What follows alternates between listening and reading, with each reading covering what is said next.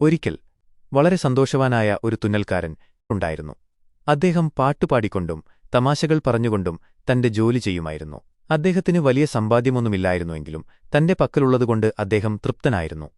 അദ്ദേഹത്തിന്റെ അയൽവാസി ഒരു വലിയ സമ്പന്നനായിരുന്നു. ആ സമ്പന്നൻ എപ്പോഴും ചിന്താക്രാന്തനായിരുന്നു. ഒരു ദിവസം അദ്ദേഹം തുന്നൽക്കാരനോട് ചോദിച്ചു, "നീ എങ്ങനെയാണ് ഇത്ര സന്തോഷമായിരിക്കുന്നത്? നിന്റെ കയ്യിൽ കാശൊന്നുമില്ലല്ലോ, എന്നിട്ടും നീ എന്നും ചിരിക്കുന്നു." തുന്നൽക്കാരൻ ചിരിച്ചുകൊണ്ട് പറഞ്ഞു, "എനിക്ക് ഇന്നത്തെ ഭക്ഷണത്തിനുള്ള വകയുണ്ട്. നാളെയെക്കുറിച്ച് എനിക്ക് ആശങ്കയുമില്ല. അതുകൊണ്ട് ഞാൻ സന്തോഷവാനാണ്." സമ്പന്നൻ അത് വിശ്വസിക്കാനായില്ല. അദ്ദേഹം ഒരു പരീക്ഷണം നടത്താൻ തീരുമാനിച്ചു. രാത്രിയിൽ അദ്ദേഹം തുന്നൽക്കാരന്റെ വീടിന്റെ മുറ്റത്ത് ഒരു സ്വർണ്ണപ്പാത്രം കൊണ്ടുവച്ചു. അതിൽ 99 സ്വർണ്ണനാണയങ്ങളുണ്ടായിരുന്നു. പിറ്റേന്ന് രാവിലെ തുന്നൽക്കാരൻ ആ പാത്രം കണ്ടു. അവൻ സന്തോഷം കൊണ്ട് തുള്ളിച്ചാടി. അവൻ നാണയങ്ങൾ എണ്ണിനോക്കി. 1, 2, 3, 99. 99, ഇത് 100 തികയാൻ ഒന്ന് കുറവാണല്ലോ. അവൻ ചിന്തിച്ചു, ഒരെണ്ണം കൂടി കിട്ടിയാൽ എനിക്ക് കൃത്യം 100 നാണയങ്ങൾ ഉണ്ടാകും. ഞാൻ അതീവ സമ്പന്നനാകും. അന്നുമുതൽ തുന്നൽക്കാരന്റെ മട്ടുമാറി.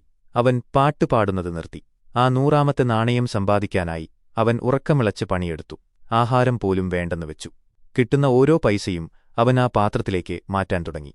പക്ഷേ എത്ര അധ്വാനിച്ചിട്ടും 100ാമത്തെ നാണയം അവന് കിട്ടാൻ വൈകിക്കൊണ്ടിരുന്നു. അവൻ ദേഷ്യക്കാരനായി മാറി. എപ്പോഴും അസ്വസ്ഥനായി. അവന്റെ മുഖത്തെ ചിരി മാഞ്ഞുപോയി. അയൽവാസി ഇത് കണ്ടു ചോദിച്ചു, "എന്തേ, നിന്റെ പാട്ടൊക്കെ എവിടെ പോയി? നീ ഇപ്പോൾ എപ്പോഴും സങ്കടത്തിലാണല്ലോ." തുന്നൽക്കാരൻ അപ്പോഴാണ് തിരിച്ചറിഞ്ഞത്. താൻ 100ാമത്തെ നാണയത്തിനു പിന്നാലെ ഓടിയപ്പോൾ തന്റെ കയ്യിലുള്ള 99 നാണയങ്ങൾ നൽകുന്ന സന്തോഷം പോലും താൻ മറന്നുപോയെന്ന്. നമ്മുടെ ജീവിതത്തിൽ നമുക്കുള്ള നന്മകളെ നാം പലപ്പോഴും കാണാറില്ല. നമുക്കില്ലാത്ത ഒന്നിനെക്കുറിച്ച് ചിന്തിച്ച് നമുക്കുള്ള ബാക്കി 100 കാര്യങ്ങളെ നാം ആസ്വദിക്കാൻ മറന്നുപോകുന്നു. സമ്പാദിക്കുന്നത് തെറ്റല്ല, പക്ഷേ അത് നിങ്ങളുടെ സമാധാനം കളഞ്ഞുകൊണ്ടാകരുത്. സന്തോഷം എന്നത് നിങ്ങൾക്ക് കിട്ടാൻ പോകുന്ന കാര്യത്തിലല്ല, നിങ്ങളുടെ പക്കൽ ഇപ്പോൾ ഉള്ള കാര്യങ്ങളിലാണ്. 100ാമത്തെ നാണയത്തിനു വേണ്ടിയുള്ള ഓട്ടം നിങ്ങളുടെ ഇന്നത്തെ ചിരി ഇല്ലാതാക്കാതിരിക്കട്ടെ.